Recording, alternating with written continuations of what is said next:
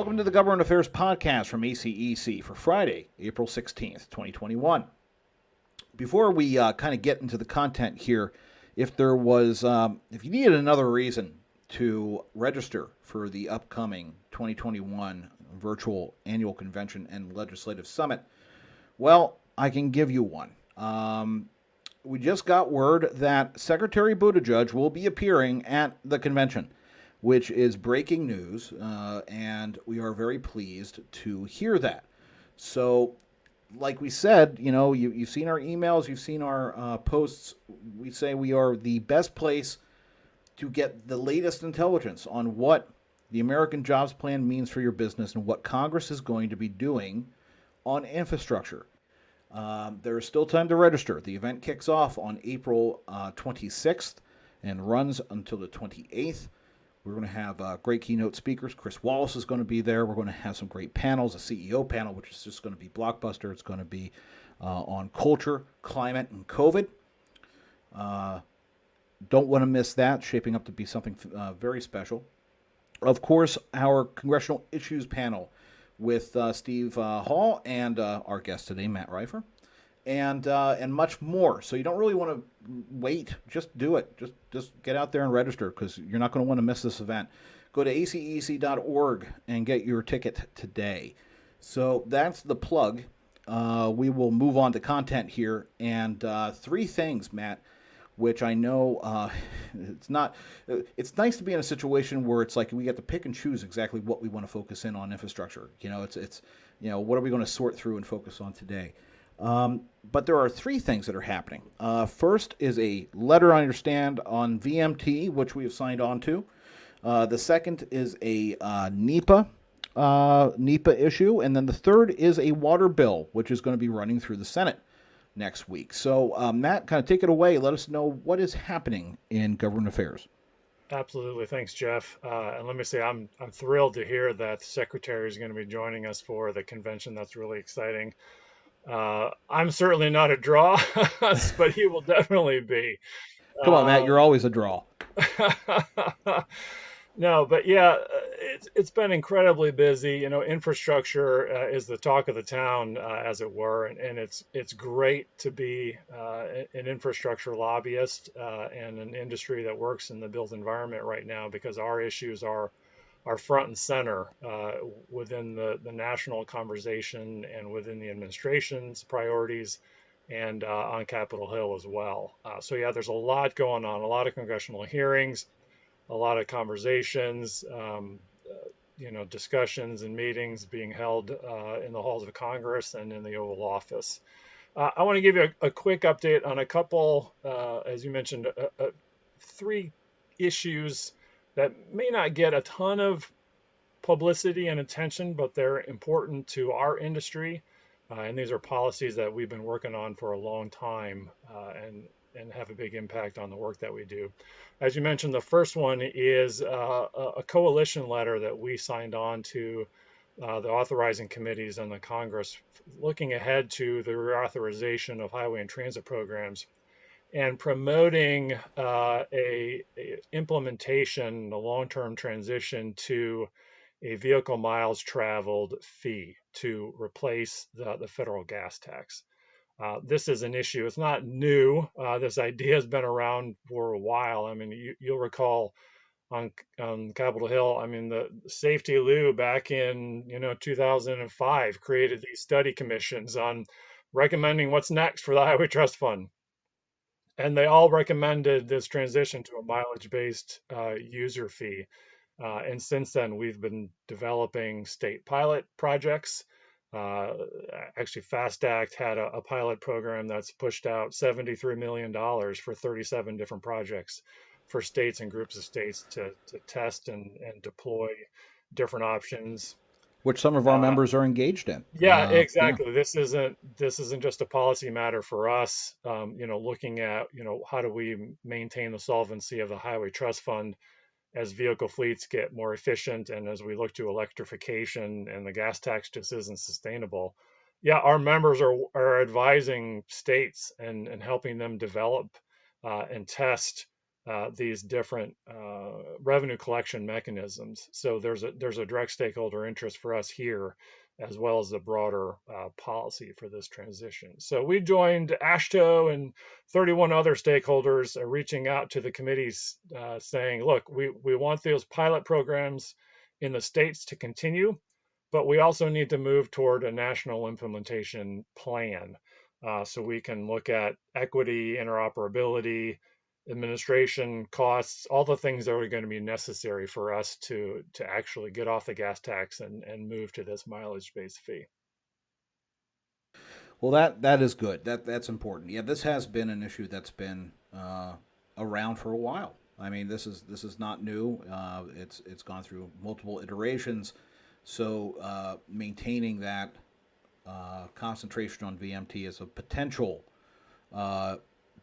replacement for the Highway Trust Fund is important. Um, Exactly. Yeah, I mentioned the Senate Environment and Public Works Committee. They had a hearing this week yeah, on the long-term solvency of the Highway Trust Fund. I mean, the Congressional Budget Office is projecting a $195 billion shortfall over the next 10 years yeah. because of the hesitancy to raise the gas tax. We just get this deficit and they keep plugging it with general fund, even though there's bipartisan support for the user fee principle. So we need to get going on what's going to come next, Yeah, and this is an important component of that. yeah. The long-term solvency of the Trust Fund does not exist. Is essentially what it comes down to. It's negative and getting worse. I mean, we're getting to the point now where you can't kick the can down the road anymore. I mean, you either have to make a decision on what comes next, and that's the thing. It's looking at all the different options, all the solutions that could be out there on a user fee basis, because historically that's how it works. User pays. The user of the system finances the improvements to those systems. And I remember, we were looking at everything from expanding that out because, it's great that you buy a Tesla, but at the end of the day, you're not paying into the gas tax. So the question is, how do we capture that revenue? How do we capture other streams of revenue? There are a lot of different ways of looking at it. So, VMT is definitely still in the conversation, and that's important. Yeah. So NEPA is something that we haven't talked about for a while. What is happening on that front? Yeah, you remember last year, the administration went through a regulatory process to modernize NEPA, the implementation regulations in place through the Council on Environmental Quality, ACEC, because we, employ and represent the scientists, the engineers, the environmental professionals that do that work. We provided our expertise on those reforms, and there was a lot in there that we liked, and a lot in there that our clients liked. And legislation was reintroduced this week by a number of the ranking Republicans on the various committees of jurisdiction to codify most of those administrative changes and put those modernized NEPA processes into statute. And ACEC joined with the U.S. Chamber and many other stakeholders, particularly in the energy sector, but across the infrastructure arena to support that continued modernization of project delivery requirements. Fantastic. It's a good example of your bread and butter issue that our members care about that might not be getting as much press as the larger infrastructure package, but it is critical to the day-to-day operation of a large segment of our industry. And a lot of this is it's common sense. These are protocols and processes that we've recommended for a long time. Things as simple like early interagency coordination, better scoping and defining of alternatives.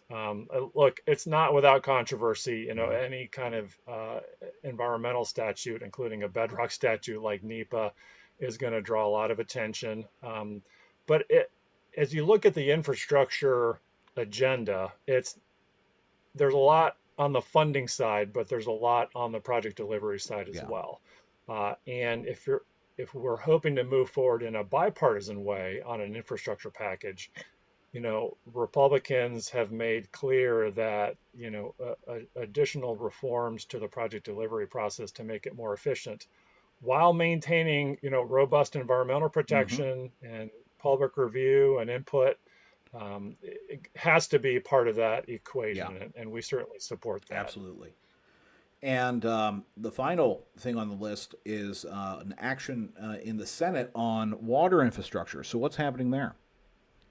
Yeah, next week the Senate is scheduled to take up a $35 billion water infrastructure bill.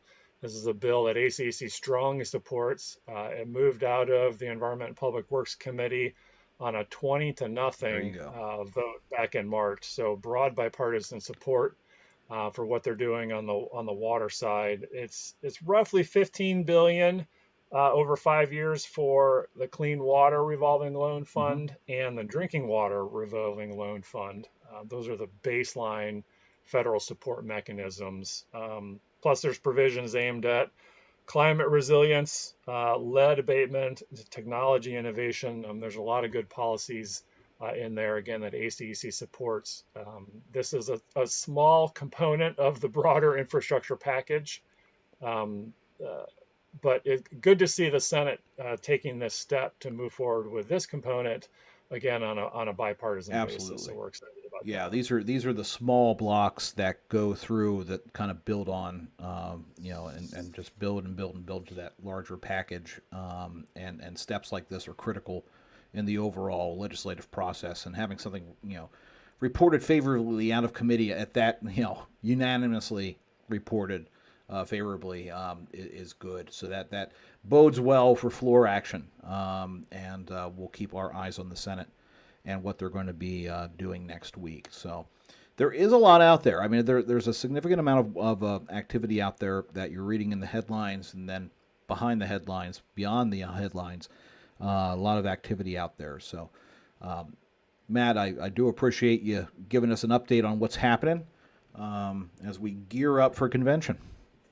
Yeah, you're welcome. And there's certainly a lot more to come in the coming weeks and months ahead. Yeah, stay tuned here. Stay tuned to the Government Affairs Update every week, every Friday, coming to you only from ACEC. And we'll keep it up and keep you informed. So until next time, again, this has been the ACEC Government Affairs Update. Stay safe, and we'll see you next time.